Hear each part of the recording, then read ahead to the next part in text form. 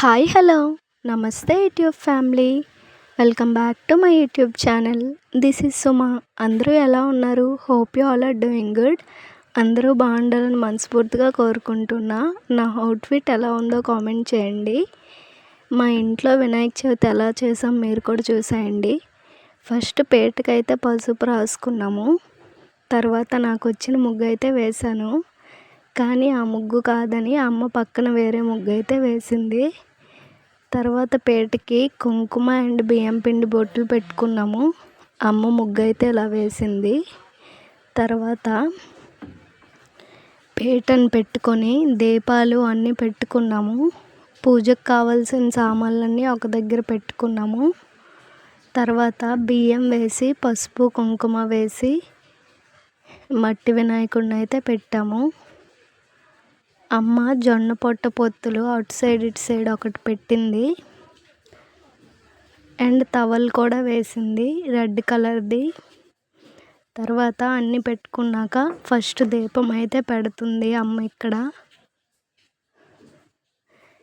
దీపం పెట్టుకొని అన్నీ పెట్టుకున్నాక పూజ అయితే స్టార్ట్ చేసాము. ఓం కళ్యాణ గురువాయ నమః. ఓం ఉన్మాత్మవేషణాయ నమః. ఓం పరజయనే నమః. ఓం సమస్త జగదాయ నమః. ఓం సర్వేశ్వరయ ప్రదాయ నమః. ఓం విఘ్నేశ్వరాయ నమః.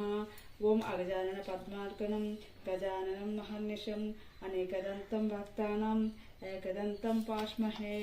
వెంటనే తాము శిరస్సుపై ఉంచుకోవాలి. పట్టుకోకూడదు. అక్షింతలు పట్టుకో.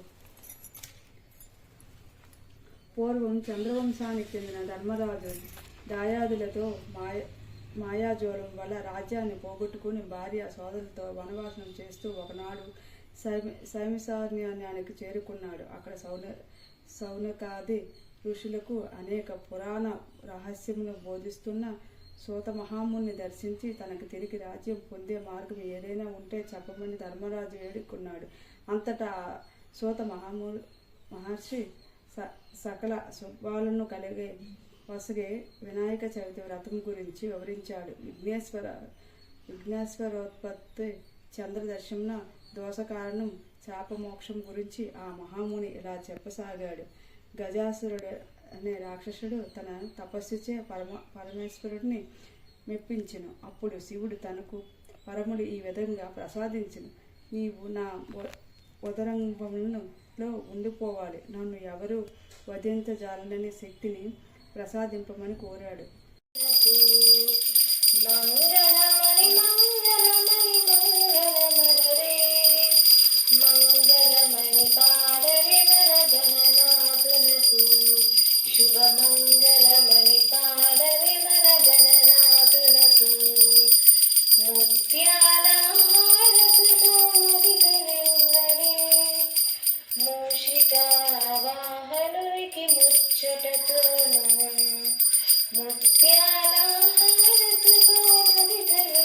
ఇంటి దగ్గర పూజ మొత్తం అయిపోయినాక షాప్కి అయితే వచ్చాను. షాప్ దగ్గర పూజ కోసం సామాన్లన్నీ ఒక దగ్గర పెట్టుకొని ఫస్ట్ ఫ్లోర్ పైన కొంచెం పసుపు వేసుకొని ఇలా అలికాను. తర్వాత ఎల్లో కలర్ టవల్ వేసుకున్నాను. బియ్యం అయితే వేసాను 2 దగ్గరలా. ఒకటి మట్టి వినాయకుడి కోసం, ఇంకొకటి దీపం కోసం. ఫస్ట్ పసుపు అయితే వేసాను 3 టైమ్స్.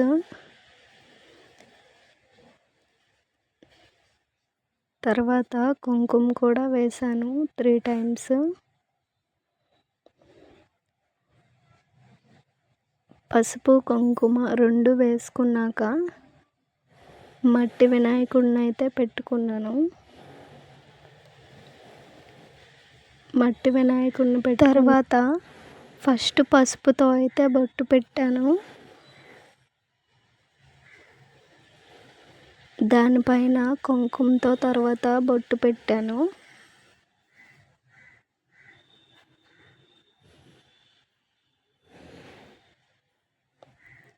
తర్వాత పూజ చేసుకొని ఫ్లవర్స్, ఫ్రూట్స్, దీపం అయితే పెట్టాను.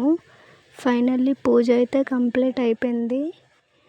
ఇంటి దగ్గర కూడా దండం పెట్టుకున్నాను. Thank you for watching. Please do subscribe. Stay tuned for more videos. Bye bye.